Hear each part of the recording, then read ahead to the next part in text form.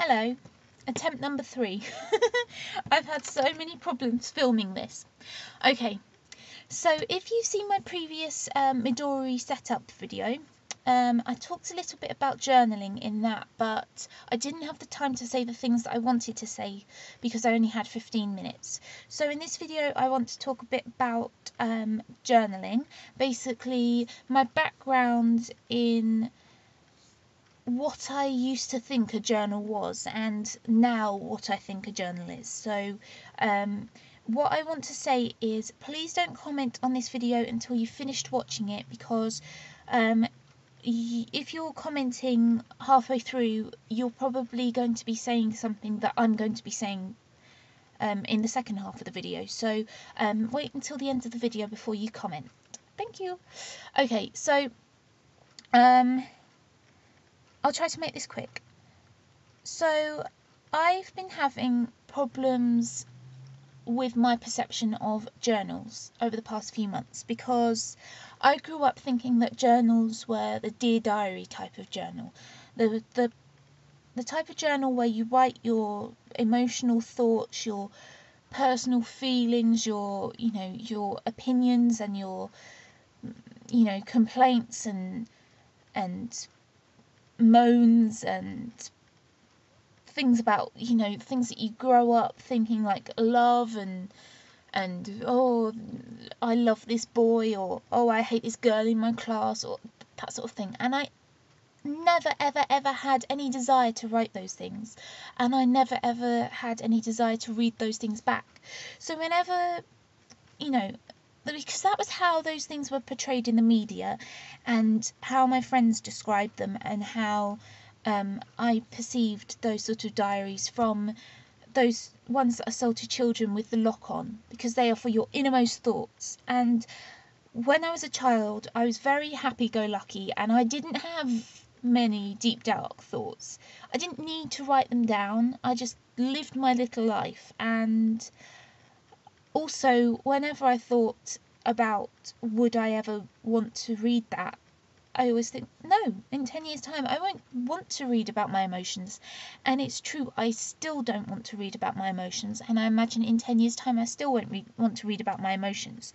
So I have never wanted to write an emotional diary. Instead, I'm trying to change the way I think about diaries or journals. When I was in my teenage years, I watched Bridget Jones's Diary. I had those sort of teenage emotions and things, and sometimes I did want to write those things down, but when I tried, I was never able to maintain it, because I'm not natural. It's not a natural thing to me to write things about myself down. I've never ever been good at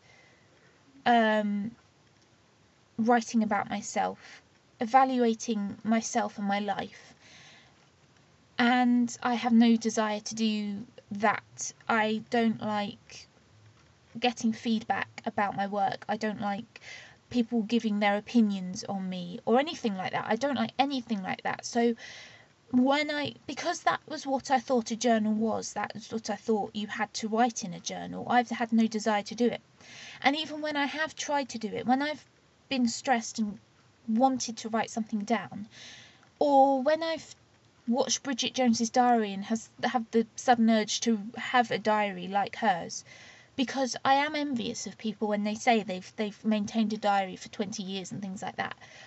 I can start and do it for 2 days, and then I'm not able to do it anymore, because if it's not natural to me, if it's not part of my routine, and if I'm not good at it, and if it's something that takes extra effort from me because I'm inherently lazy, I won't do it. So it's one of those things where I just have never wanted to or been able to maintain a diary like that. And I did try as recently as January. This is my journal that I had in my Midori. Now, Up until recently, I've always thought that a journal had to be something that you write in every day. And if you miss a day, I would be very regretful, because it would be a big gap. You know those diaries where you have, a whole page for a day? I would always want to write something in there or fill up the page or something in my perception of what a diary was. And this one, I had the goal to write in it every day for a year, and I didn't. And some days I only write 2 lines, not because nothing happened, but because I fell behind in this. When I got to about day 6, I started falling behind because I was too tired after work to write in it. And then all of a sudden I'd be forcing myself to write things because I'd be a week and a half or 2 weeks behind. And that was so stressful for me, because I had the intention to write in it every day, and I had the intention to write significant things. And I couldn't maintain it. And I got really stressed about that. So that was stressing me out, so I stopped using it. So I think I have got to change the way that I think about a journal. The first thing is, there are no rules. And I think that's something that I've struggled to get my head around, because I am very linear brained. I'm very left brained. I need those rules for me to know what to write where. And it's like a learning process that I've got to learn to sort of release, be freer.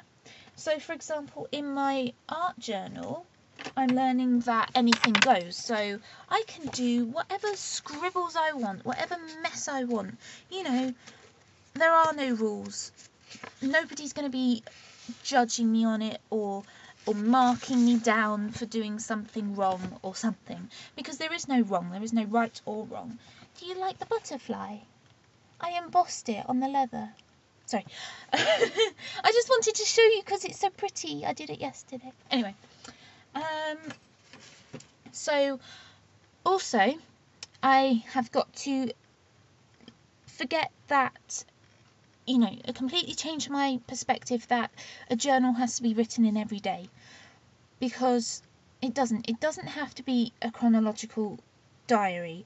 It doesn't have to be somewhere you write something for every day. You don't even have to have dates, and that is something that I'm not going to have. I'm not going to have dates in mine, because even if I do something like I order my notes by dates, if I wake up in the morning and write the date down at the top of a blank page and then have nothing to write in it all day, I will regret writing the date. I will regret not having anything to write for that date. I can go 3 or 4 days without writing anything down because I have other places to write things. If I were only using my Midori as my notebook, I would write plenty in here, and I would go through one of these notebooks probably in a month. But because I have other places where I write things, sometimes I don't write anything in my Midori for several days or possibly even weeks at a time. So I'm glad that I don't have the perspective now that I need to write in it every day. It's something that I can write whenever I have a thought. The thing is, this is a brain dump place. This is my planner. So I have my calendar, my week on 2 pages or week on 1 page plus notes calendar, my notebook, and my organisation lists. It isn't a journal in a strict sense. Lots of people use their Midori as their journal, like the place to write their thoughts, the place to, write whatever they like. But I use mine as a planner. The thing is, I'm getting into the thought that this whole thing is a journal. It is basically where I write my life, because I love writing things down, and because I have a terrible memory, and because I love recording things for posterity. Because I'm a historian, I value very highly written documents, and so I know that I want to write things down, and it doesn't matter how you write them down, but this whole thing is a journal. The The calendar, I write down important things that happened that day. The notebook, I write down everything and anything because it is a brain dump, place for random things. Just a place to put all of my thoughts on paper. Whatever thoughts they are, whether they're emotional and personal or whether they're just, things to look up on the internet, or funny quotes I hear and that kind of thing, or just random pieces of information, because it's a notebook. That is inherently, random pieces of information. That is what a notebook is for. And then I've also got my organisation lists. So I'm getting it into my head that this whole thing is a journal, not a journal where I record my thoughts. It's just a journal where I dump everything from my brain onto paper. The diary is obviously chronological, and I write things in it that happen day by day, because I write things in it like when my cats went to the vets, if I bought something on the internet, when things arrived through the post that I've been waiting for, if other important things happened, when I gave mum some money for rent, that kind of thing. So that is more of the serious day-to-day stuff. The organisation lists are things that theoretically I could throw away. I mean, some people don't want to keep their to-do lists, but I'm of the mind now where I think in 10 years' time I'm going to want to look back at my lists, because they are a chapter in my life. They are an organised version of my life in the future, and crossing them out is a demonstration of what I've done in the past, what I've accomplished. And I think that in 10 years' time I'm going to enjoy looking back at my lists. And then my notebook is for everything else. So my notebook is mainly for on-the-go things, because this is the only notebook that I'm going to be taking with me. And at home I've got places to put things. So I've got my hobbies file of facts, I've got my Egyptology file of facts, I've got this one and I've got that one, and I've got this notebook and I've got that notebook. So this is for writing things down when I'm on the go, but it's also for writing anything and everything at home, because I don't have a file of facts for everything. This is going to be for all the random things, and that is my journal. Inherently, it is the place where I'm going to write everything.